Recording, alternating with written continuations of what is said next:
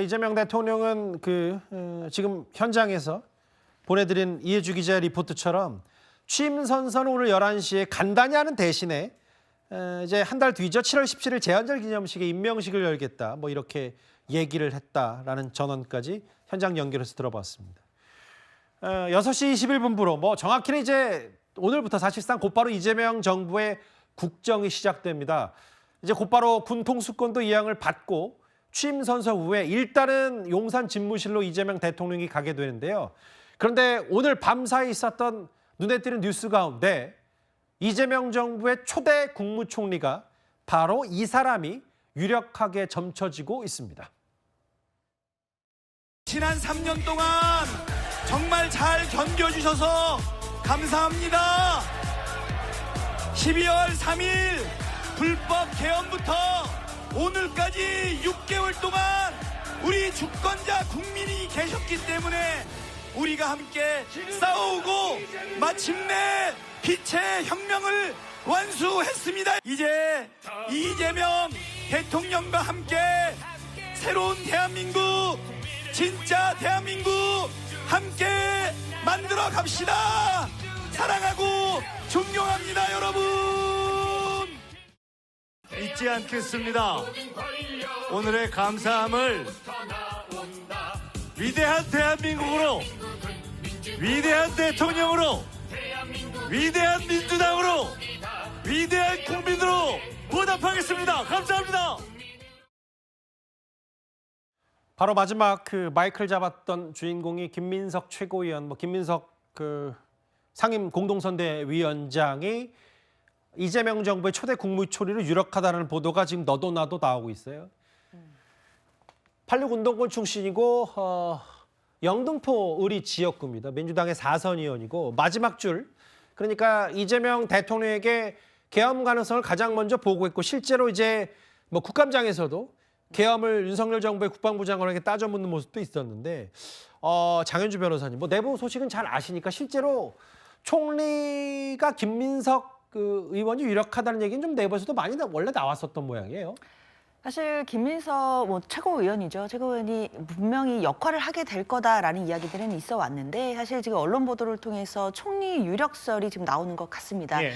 그러나 이제 이재명 대통령이 최종적으로 공식적으로 지명할 때까지는 아직 조심스러운 거는 분명한 것 같긴 한데요. 그래도 국무총리 자리에 김민석 의원이라면 적임자가 아닌가라는 생각도 듭니다. 김민석 의원 같은 경우에는 4선 의원이기도 하고 그리고 이번 선거에서도 상임 공동선대위원장으로 역할을 또 톡톡히 했습니다.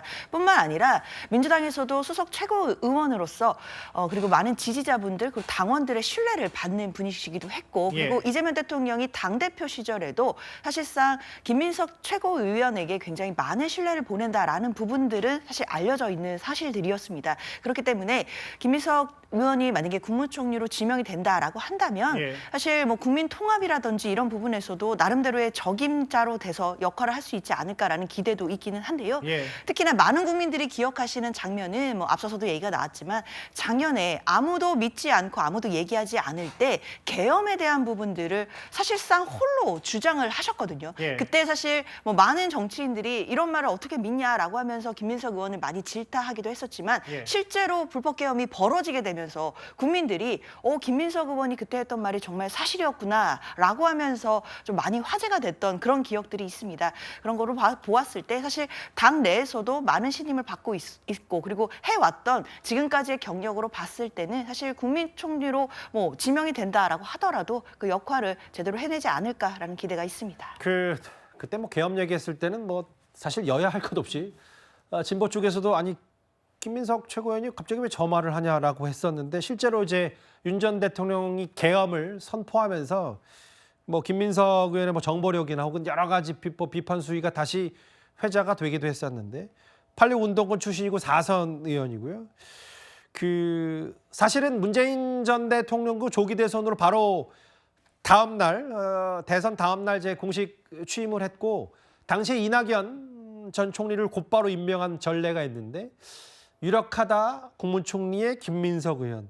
이게 아무래도 첫 번째 인선이고 이재명 내각의 핵심 역할을 할 국정의 2인자이기 때문에 이게 상징하는 바가 좀 만만치가 않을 것 같거든요. 예, 애초에 이제 김민석 의원에 대해서 이제 비서실장설이 좀 돌다가 예. 이제 총리설이 돌면서 거의 유력해 보입니다. 예. 장현준 변호사께서 저 정도로 말씀하시면 아마 이재명 대통령이 총리로 지명을 하지 않을까 보는데 예. 그 의미가 상당하죠. 문재인 대통령 당시 전남지사였던 이낙연 전 총리를 지명을 했어요. 좀 어떻게 보면 정치적으로 좀 부드러운 분이다 이런 평가를 받을 수 있는 분을 지명한 거에 반해서 예. 이재명 대통령은 방금 설명한 것과 같이 계엄론도 얘기를 하고 대여 투쟁의 선봉에서 오랜만에 돌아온 국회에서 유감없이 본인의 특기를 살렸던 김민석 의원을 총리로 임명한다. 앞으로 시사하는 바가 대단히 크다고 봅니다. 이재명 대통령이 여러 차례 저희가 지금 이 자리에서 지적하지만 국정 1순위를 내란 종식에 하겠다. 내란 종식에 집중하겠다라고 얘기한 것과 궤를 맞추는 그런 인선이 아닐까. 그래서 처음부터 이재명 대통령은 예. 내각 진용을 대단히 강성 인사로 좀 채워서 처음부터 대야 관계가 그렇게 부드럽지만은 않은 그런 상황으로 가지 않을까 생각합니다. 저희 입장에서 많이 단단히 준비를 해야 되겠지만 예. 어쨌든 제가 드리고 싶은 말씀은 과반을 넘지 못했어요. 이재명 대통령을 찍지 않은 과반의 국민의 뜻을 잘 새겨서 국정 운영을 앞으로 하셔야 한다. 그런 말씀을 꼭 남기고 싶습니다. 예, 아까도 말씀드렸지만 1시간 10분 됐거든요. 공식 취임한지. 근데 윤석열 대변인께서 이제 이제 국정을 잘 운영해라. 야당도 야당 나름대로 견제를 하고 균형을 맞추겠다는 얘기를 했는데 얼마 전에 그 김민석 의원이 저런 인터뷰를 했었네요. 총리는 철학이 중요하고 이재명 대통령은 친소 관계로 사람을 쓰지 않고 역량이 최우선이다. 능력주의다라고 했는데 그러니까 윤 대변인 말씀은 총리라는 인사가 이제 상징하는 바가 첫 번째 총리고 만만치가 않다. 근데 이제 그 말씀은 뭐 탕평 인사도 있는 거고 사실은 덜 알려진 얘기지만 민주당 쪽에서도 뭐 유승민 전 의원을 뭐 나중에 경제 쪽에 영입하려면 이런 보수 대통합, 여야 할 것 없는 대통합도 관심이 있었는데 그것보다는 일단 이재명 대통령의 국정 철학을 잘 아는 인사를 일단 총리에 배치하면서 그 드라이브를 걸겠다 뭐 이런 뜻으로 윤 대변인 해석하시는 것 같아서 그 인사에 대한 맥락.